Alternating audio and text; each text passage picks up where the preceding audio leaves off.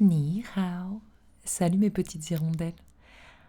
Alors je reprends le micro pour terminer l'épisode concernant le voyage en train. Finalement, je n'ai pas fini l'enregistrement à bord parce que j'étais dans l'espace entre deux wagons et en plus du bruit qui a dû vous percer les tympans, il se trouve que c'était un espace dévolu aux fumeurs. Donc à un moment, j'en ai eu assez de parler seule face à mon téléphone dans un nuage de fumée de tabac froid sous le regard interrogateur des voyageurs.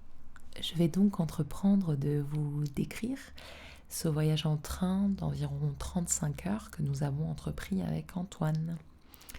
Alors en termes d'aspect général, le train chinois est très proche des trains de nuit que nous connaissons en France. Je salue tout particulièrement les voyageurs et voyageuses qui prennent régulièrement la ligne Paris-Toulouse de nuit. Nous étions donc à bord d'un train avec des cabines qui comptaient 6 couchettes. Les cabines étaient plus spacieuses qu'en France et plus confortables parce qu'on avait un vrai oreiller avec une vraie couverture. Le couloir central du train était également plus large, ce qui permettait d'avoir des petites plaquettes qui faisaient office de table avec de chaque côté des strapontins. Et donc à tout moment, les voyageurs et voyageuses se rendaient dans le couloir pour s'attabler, pour manger, scroller sur le téléphone. Donc ça permettait d'avoir un espace en plus. Bon, les toilettes, c'était des toilettes à la turque, qui étaient tout aussi ghetto que n'importe quelle toilette de train. Je ne vais pas vous faire de dessin.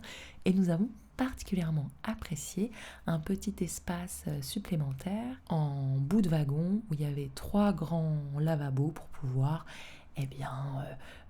faire les albutions de la vie quotidienne, dirais-je. Je dois dire qu'avant de monter dans le train, ma peur la plus grande était celle de venir à manquer de nourriture, qui est une crainte qui plane sur ma vie en général. Bien heureusement, nous avons rapidement découvert le wagon de tête dans lequel était installé un restaurant assez kiki, décoré avec au plafond des petites guirlandes de couleur rouge qui rappelaient le Nouvel An chinois.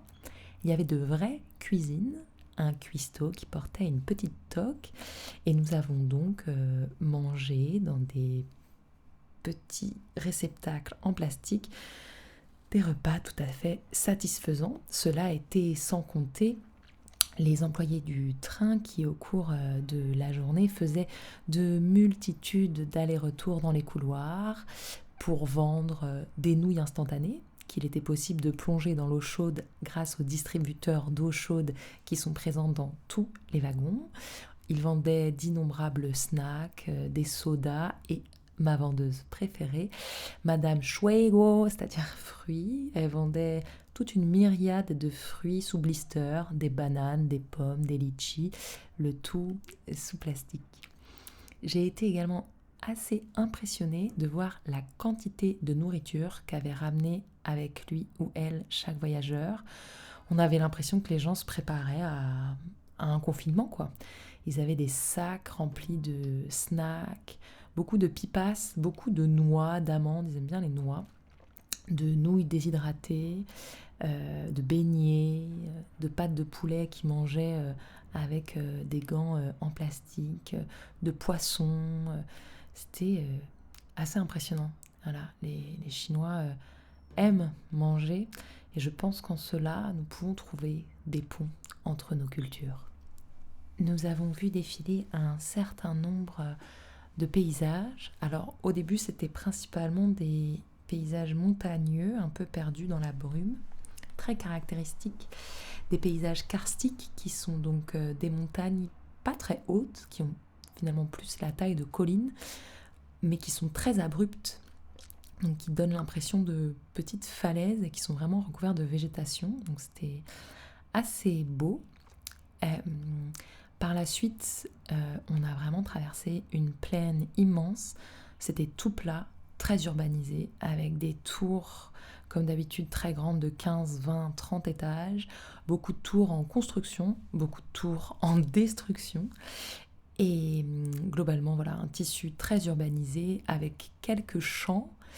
Et petit détail, peut-être un peu glauque, mais qui m'est resté dans la tête.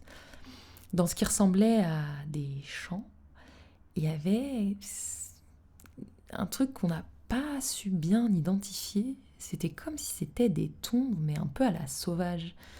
C'est-à-dire dispersés ça et là, il y avait des monticules de terre avec piqué dessus des bouquets de fleurs en plastoc, jaunes, très pétants, rose fuchsia, des couleurs qui n'étaient pas des couleurs de fleurs naturelles. Et je me suis vraiment demandé ce que c'était. Peut-être des tombes illégales. D'autant qu'on a traversé pas mal d'endroits, de maisons qui avaient l'air de factures très très modestes. Bon, sachant que quand on voyage en train, il y a des petits billets de sélection, parce que les quartiers proches des voies ferrées sont rarement les plus cossus, il faut le dire. Donc voilà, globalement, un voyage qui s'est très bien passé, où j'ai alterné entre des siestes et une écoute de podcast. J'ai notamment écouté une interview d'Anne Cheng, qui est une sinologue française du Collège de France. Et ben, si j'en ai le courage, dans les prochaines semaines, je vais essayer de creuser un peu son travail, qui pourrait apporter un éclairage intéressant sur ce qu'on va vivre cette année en Chine, dans la mesure où elle s'intéresse à l'histoire de la pensée chinoise.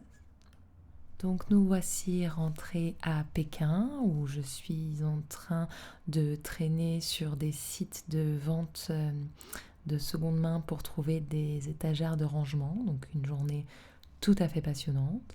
Et dans le prochain épisode, vous apprendrez peut-être si je suis parvenue au bout du parcours administratif pour demander ma résidence d'1 an ici. Et par ailleurs, peut-être que vous en saurez un peu plus sur certains quartiers commerçants de Pékin, notamment un quartier où on vend du matériel de musique, puisque j'aimerais bien aller m'acheter une guitare premier prix, ce serait pas mal. Voilà, en tout cas, j'espère que vous allez bien continuer cette journée. Je pense bien à vous et je vous dis à la prochaine. 再见